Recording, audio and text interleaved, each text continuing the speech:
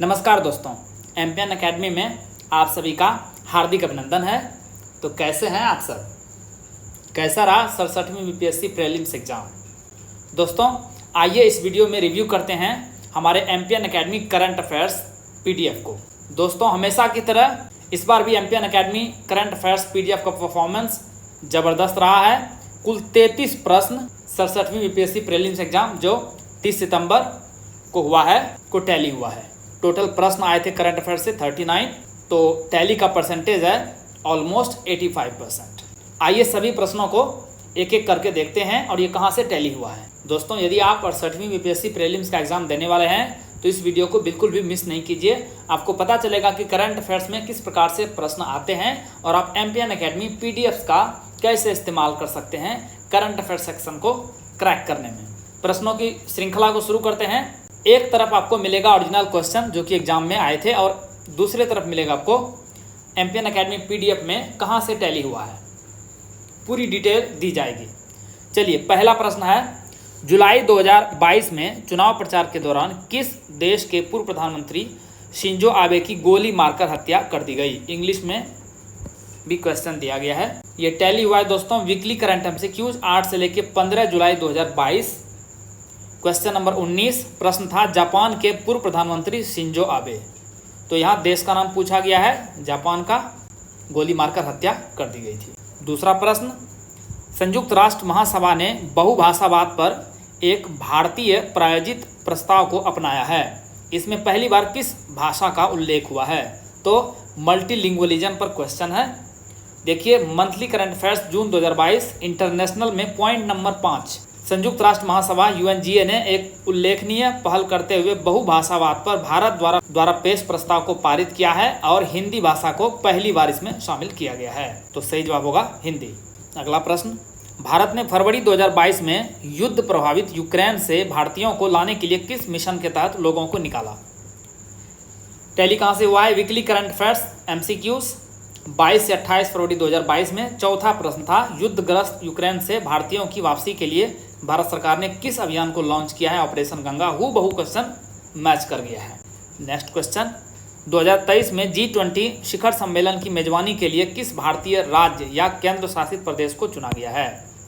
तो देखिए कहाँ से टैली हुआ है, वीकली करंट एमसीक्यूज 24 से लेकर 30 जून 2022। क्वेश्चन नंबर 9, 2023 में G20 की बैठक भारत के किस केंद्र शासित प्रदेश में होगी? जम्मू कश्मीर। हूबहू क्वेश्चन टैली हो गया है। हाल ही में किस देश ने संयुक्त अरब अमीरात के साथ मुक्त व्यापार समझौता यानी फ्री ट्रेड एग्रीमेंट FTA पर हस्ताक्षर किए हैं? टैली कहाँ से हुआ है? मंथली करंट अफेयर्स जून 2022 इंटरनेशनल में पॉइंट नंबर 3 देखिए, संयुक्त अरब अमीरात के साथ इजराइल ने मुक्त व्यापार समझौते पर हस्ताक्षर किए। यह एक अरब देश के साथ इजराइल का पहला समझौता है। तो सही जवाब होगा इजराइल। 30 जून 2022 के बाद महाराष्ट्र के नए मुख्यमंत्री कौन हैं? टैली कहाँ से हुआ है? वीकली करंट एमसीक्यूज 1 से लेकर 7 जुलाई 2022। 13 नंबर प्रश्न था, किस पार्टी के नेता एकनाथ शिंदे महाराष्ट्र के नए मुख्यमंत्री बने हैं? यहाँ पर डेट दिया गया है, देखिए 30 जून पूछा गया है, 30 जून के बाद, और यहाँ भी हमने डिस्क्रिप्शन में लिखा हुआ है 30 जून को एकनाथ शिंदे को मुख्यमंत्री पद और गोपनीयता की शपथ दिलाई गई। भारत के 75वें स्वतंत्रता दिवस के अवसर पर हर घर तिरंगा अभियान किसने शुरू किया है? वीकली करंट एमसीक्यूज 24 से लेकर 31 जुलाई 2022।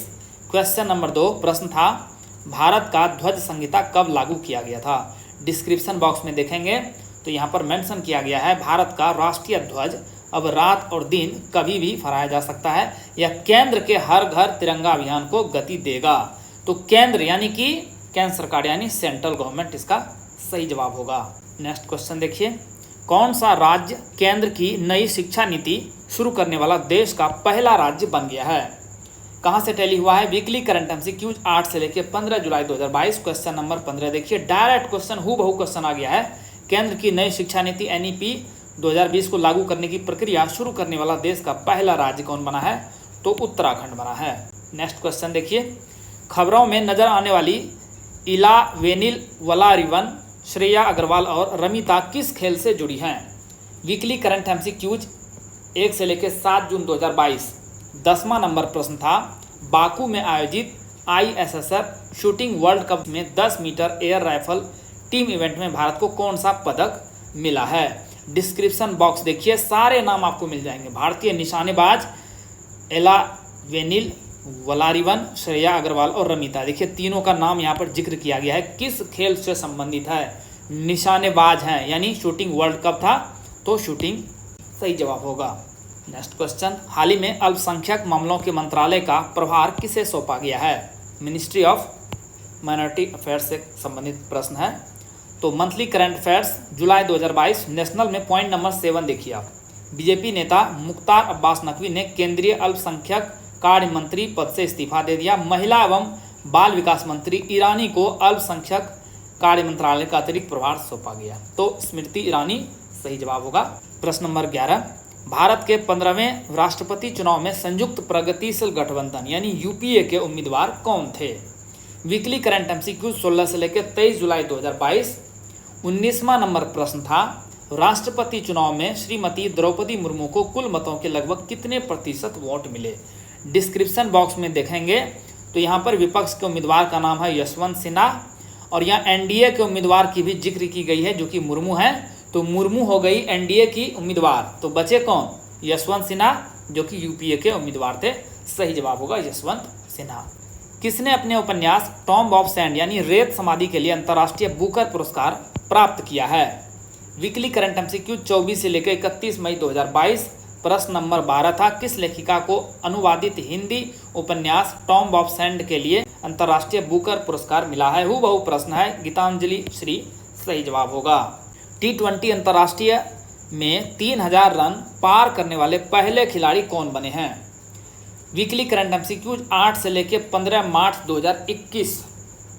T20 पुरुष अंतर्राष्ट्रीय क्रिकेट में 3000 रन बनाने वाले दुनिया के पहले खिलाड़ी कौन बने हैं? Same to same question tally हो गया है, विराट कोहली सही जवाब होगा। नेक्स्ट क्वेश्चन, अंटार्कटिका की जलवायु की निगरानी के लिए किस देश ने अपना उपग्रह आर्कटिक एम लॉन्च किया है? मंथली करंट अफेयर्स मार्च 2021 में science, technology and environment section जाएंगे। पॉइंट नंबर 5 पढ़िए। रूसी अंतर्राष्ट्रीय एजेंसी रोसकॉस्मोस ने अपने पहले आर्कटिक निगरानी उपग्रह को सफलतापूर्वक लॉन्च किया है। तो आर्कटिक की चर्चा है और उसका पहला उपग्रह है जो कि आर्कटिक की जलवायु और पर्यावरण की निगरानी करेगा। तो रसिया इसका सही जवाब होगा। 2022 के लिए भारत के 16वें उपराष्ट्रपति चुनाव के लिए इलेक्टोरल कॉलेज में कितने सदस्य हैं? वीकली करंट एमसीक्यूज 1 से लेकर 7 अगस्त 2022। क्वेश्चन नंबर 1, हमने क्वेश्चन के साथ ये पिक्चर शेयर किया गया था, बहुत इंपॉर्टेंट होती है, कई बार पिक्चर से क्वेश्चन आ जाते हैं। तो देखिए यहाँ पर इलेक्टोरल कॉलेज में कुल मेंबर की संख्या दी गई है 780। क्वेश्चन में 780 का कोई ऑप्शन था ही नहीं, तो ऑप्शन नंबर ई हो जाएगा वहाँ पर, नन ऑफ द एबव। निम्नलिखित में से कौन भारत के बजट 2022-23 की प्राथमिकताओं में शामिल नहीं है? Weekly current MCQs union budget 2022-23 का जो दिया गया था पीडीएफ। क्वेश्चन नंबर 3 देखिए, निम्नलिखित में से कौन अमृत काल के खाके के 4 स्तंभों में से नहीं है? तो आंसर और डिस्क्रिप्शन देखेंगे तो चारों का जिक्र किया गया है, लेकिन वहाँ पर डिसइन्वेस्टमेंट का जिक्र नहीं है। पूछा गया है शामिल नहीं है, तो डिसइन्वेस्टमेंट यानी विनिवेश 4 पिलर्स में शामिल नहीं है, प्रायोरिटीज में शामिल नहीं है। चौरी चौरा किस राज्य में है जहां फरवरी 1922 ईस्वी में एक पुलिस थाने में आग लगा दी गई थी? दोस्तों ये क्वेश्चन आपको लग रहा होगा कि ये हिस्ट्री का है, स्टैटिक पोर्शन का है, लेकिन इसका करंट अफेयर से संदर्भ है। वीकली करंट एमसीक्यूज 8 से लेकर 14 फरवरी 2022 में 100 वर्ष पूरे हो गए हैं चौड़ा चौड़ी का। ये प्रश्न तो आना ही था। 13 नंबर प्रश्न हमने पीडीएफ में दिया था, चौड़ी चौड़ा घटना के 100 वर्ष पूरे हो चुके हैं, यह घटना कब घटी थी? डेट पूछा गया था। डिस्क्रिप्शन बॉक्स में ये जिक्र है कि ये उत्तर प्रदेश के गोरखपुर जिले का एक कस्बा है। और देखिए यहाँ पे डेट भी दिया गया है, 4 फरवरी 1922 में किसानों की भीड़ ने पुलिस थाने में आग लगा दी। यहाँ भी सेम टू सेम लिखा हुआ है, तो उत्तर प्रदेश सही जवाब होगा। बिहार आर्थिक सर्वेक्षण 2021-22 के अनुसार वर्तमान में राज्य में नगरीकरण का स्तर क्या है, यानी बिहार में अर्बनाइजेशन कितना % है? तो बिहार इकोनॉमिक सर्वे 2021-22 का जो पीडीएफ दिया गया था, क्वेश्चन नंबर 24, वर्तमान में बिहार में शहरीकरण कितना % है? Same to same question tally हो गया है, 15.3%। बिहार में खादी का ब्रांड एम्बेसडर कौन है? टैली कहाँ से किया है? फरवरी का Bihar current affairs. Question number 22 देखेंगे, बिहार खादी के ब्रांड एम्बेसडर कौन बनाए गए हैं? तो मनोज तिवारी सही जवाब है, इसका सही आंसर होगा मनोज तिवारी। भोजपुरी के एक्टर हैं और अभी दिल्ली से सांसद हैं। आगे प्रश्न देखते हैं। बिहार के ऋतिक आनंद ने ब्राजील में आयोजित 24वें ग्रीष्मकालीन बधिर बैडमिंटन ओलंपिक में भारत के लिए कौन सा पदक जीता है? बिहार करंट अफेयर्स मई 2022 का PDF। क्वेश्चन नंबर 18, 24वें मूक बधिर ओलंपिक डेफलिम्पिक्स में बिहार के किस खिलाड़ी ने बैडमिंटन के मिक्स टीम स्पर्धा में भारत को स्वर्ण पदक दिलाया है? तो आंसर इसका था ऋतिक आनंद। और कौन सा पदक? स्वर्ण पदक यानी गोल्ड मेडल इसका सही जवाब होगा। हाल ही में बिहार में किस स्थान पर उत्तर भारत का पहला बर्ड ड्रिंकिंग स्टेशन खोला गया है? बिहार करंट अफेयर्स नवंबर 2000। आपको याद होगा मैं बार बार कहता था कि नवंबर 2000 से PDF स्टडी कीजिए। देखिए प्रश्न इससे आ ही गया। क्वेश्चन नंबर 25वां था, देश का चौथा बर्ड ड्रिंकिंग स्टेशन कहाँ शुरू किया गया है? आंसर दिया गया था भागलपुर में। डिस्क्रिप्शन में भी देखेंगे तो बिहार का पहला बर्ड ड्रिंकिंग स्टेशन है और बिहार के ही जिला का नाम पूछा गया है, जगह का नाम पूछा गया है, तो सही जवाब है भागलपुर। बढ़ते हैं। सुनंदनी कार्यक्रम किससे संबंधित है? तो बिहार करंट अफेयर्स जुलाई 2021 का PDF। क्वेश्चन नंबर 4, बिहार में किसकी शैक्षणिक स्तर में सुधार लाने की दिशा में सुनंदनी कार्यक्रम की शुरुआत की गई है? आंगनबाड़ी कार्यकर्ता सही जवाब था। तो क्या आंसर होगा? Anganwadi workers. Same to same question tally हुआ है। बिहार में ऑपरेशन प्रहार किससे संबंधित है? तो बिहार करंट अफेयर्स अप्रैल 2022 का PDF देखिए जहाँ से टैली हुआ है ये प्रश्न। क्वेश्चन नंबर 24, बिहार में चलाए जा रहे अभियान प्रहार का संबंध किससे है? इसका आंसर है पुलिस कार्रवाई। और डिस्क्रिप्शन में देखेंगे तो ये जिक्र है कि पुलिस मुख्यालय द्वारा जारी आंकड़े के अनुसार संगीन आपराधिक मामलों में अभियुक्तों की गिरफ्तारी के लिए विशेष मुहिम है और ऑपरेशन प्रहार के तहत कई व्यक्तियों को गिरफ्तार किया गया है। तो ऑप्शन में पुलिस कार्रवाई था ही नहीं, तो क्या सही आंसर होगा? ऑप्शन नंबर E इसका सही जवाब होगा, नन ऑफ द एबव। वित्तीय वर्ष 2022-23 के लिए बिहार के GSDP का राजकोषीय घाटा कितना प्रतिशत रहने का अनुमान है? तो PDF था बिहार बजट 2022-23 का। क्वेश्चन नंबर 5, वित्तीय वर्ष 2022-23 के लिए बिहार का अनुमानित राजकोषीय घाटा यानी फिस्कल डेफिसिट कितना रहेगा? 3.47%। Same to same question tally है। नेक्स्ट क्वेश्चन देखिए। बिहार के आर्थिक सर्वेक्षण 2021-22 के अनुसार गलत कथन का चयन करें। टैली कहाँ से हुआ है? बिहार इकोनॉमिक सर्वे 2021-22 का PDF। क्वेश्चन नंबर 5, वित्त वर्ष 2021-22 में बिहार का GSDP यानी सकल राज्य घरेलू उत्पाद में प्राथमिक क्षेत्र की हिस्सेदारी कितनी है? डिस्क्रिप्शन बॉक्स में हमने चर्चा किया है कि प्राथमिक अर्थव्यवस्था कितने की दर से बढ़ी है? 2.3% की वार्षिक दर से बढ़ी है। ऑप्शन में 2.3% तो था ही। इसके अलावा इस PDF को ध्यान से स्टडी करेंगे तो सेकेंडरी सेक्टर और टर्शियरी सेक्टर का भी जिक्र है। तो इसमें पूछा गया था गलत कथन कौन है? तो 2.8% की दर से नहीं बढ़ा है, 2.3% की दर से बढ़ा है, तो यही इसका सही जवाब होगा। आगे बढ़ते हैं। बिहार के किस जिले में सबसे बड़ा स्वर्ण भंडार यानी गोल्ड रिजर्व है? कहाँ से टैली हुआ है? बिहार करंट अफेयर्स मई 2022। क्वेश्चन नंबर 2, क्वेश्चन क्या था? बिहार के किस जिले में स्थित देश के सबसे बड़े स्वर्ण अयस्क भंडार में खनन कार्य शुरू करने की योजना बनाई गई है? तो देश का सबसे बड़ा स्वर्ण भंडार है, तो बिहार का तो ऑब्वियसली सबसे बड़ा भंडार होगा ही। सही जवाब है जमुई। अगला प्रश्न, 7 निश्चय भाग 2 का हिस्सा नहीं है, कौन सा? देखिए कहाँ से टैली हुआ है। बिहार करंट अफेयर्स अक्टूबर 2021। क्वेश्चन नंबर 1, क्वेश्चन में ये पिक्चर शेयर किया गया था, इसीलिए पिक्चर वेरी वेरी इंपॉर्टेंट है, रिलेवेंट पिक्चर ही डाली जाती है। सो पार्ट 2 2020 से शुरू हुआ है और इसमें देखिए सभी ऑप्शन दिया गया है। युवा शक्ति बिहार की प्रगति, सशक्त महिला, सक्षम महिला, हर खेत को सिंचाई के लिए पानी, स्वच्छ गांव, समृद्ध गांव, स्वच्छ शहर, विकसित शहर, सुलभ संपर्कता, सबके लिए स्वास्थ्य सुविधा। लेकिन इसमें पूछा जा रहा है हिस्सा नहीं है। ऑप्शन में था एयरवेज टू एवरीवन, सभी के लिए वायु मार्ग, तो ये 7 निश्चय भाग 2 का हिस्सा नहीं है, इसलिए यही सही जवाब होगा। 28वां प्रश्न, बिहार राज्य का कुल भौगोलिक क्षेत्रफल कितना है? दोस्तों आपको ये क्वेश्चन भी स्टैटिक पोर्शन का लग रहा होगा, लेकिन इसका करंट से संदर्भ है। देखिए टैली कहाँ से हुआ है? बिहार करंट अफेयर्स जनवरी 2022। भारत वन स्थिति रिपोर्ट जारी हुई थी, तो बिहार से संबंधित प्रश्न था 25वां। भारत वन स्थिति रिपोर्ट ISFR 2021 के अनुसार बिहार का कुल दर्ज वन क्षेत्र कितना है? तो जब कुल दर्ज वन क्षेत्र परसेंटेज में निकालेंगे तो उसके लिए बिहार का भौगोलिक क्षेत्र भी जानना जरूरी है। डिस्क्रिप्शन बॉक्स में चर्चा की गई थी। 94,163 वर्ग किलोमीटर, यही इसका सही जवाब होगा।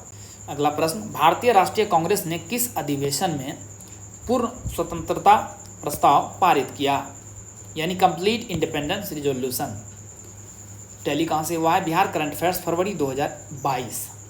प्रश्न नंबर 27, स्वतंत्रता सेनानी मदन गोपाल सिंह ने 15 फरवरी 1932 को कहाँ पर तिरंगा फहराया था?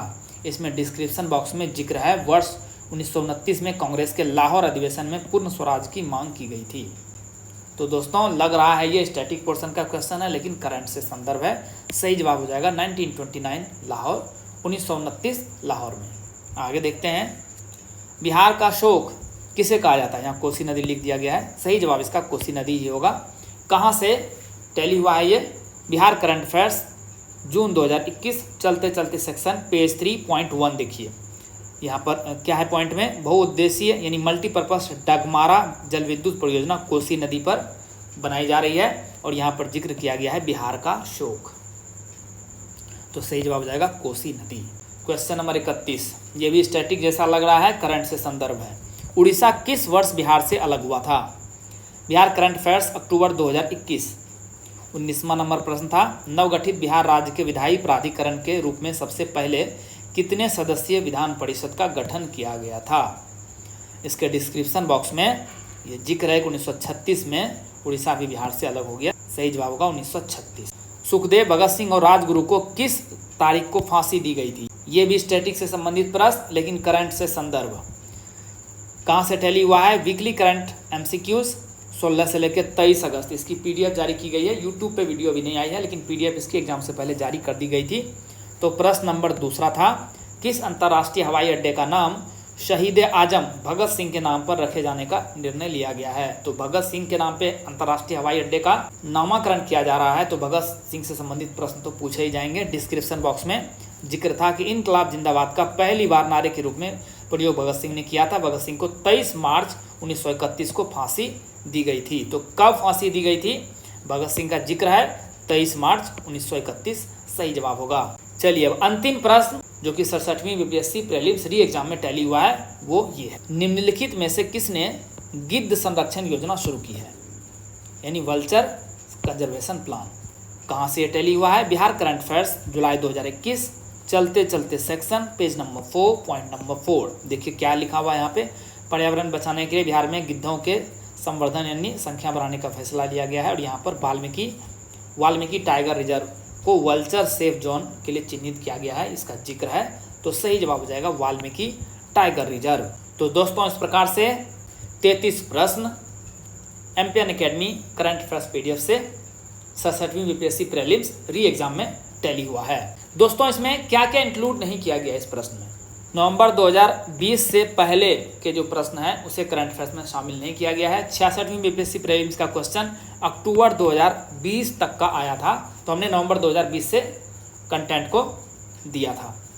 उसके बाद सेंसस का पीडीएफ भी प्रोवाइड किया गया था, उससे क्वेश्चन भी टैली हुआ है, लेकिन ये टू ओल्ड है तो इसको हमने काउंट नहीं किया है, नहीं इंक्लूड किया है इसमें। कुछ प्रश्न यूपीएससी स्टाइल के थे जिसमें मल्टीपल क्वेश्चन थे, यानी एक ही क्वेश्चन में बहुत सारे क्वेश्चन थे।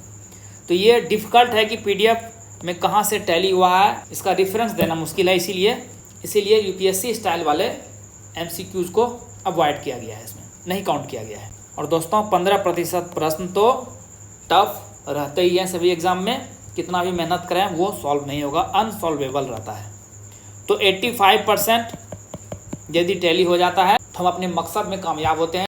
आइए हमारे पिछले परफॉर्मेंस को देखते हैं। 67वीं बीपीएससी प्रीलिम्स 2020 में 85% से ज़्यादा प्रश्न टैली। वीडियो आपको टेलीग्राम पे मिल जाएगी, यूट्यूब पे भी मिल जाएगी।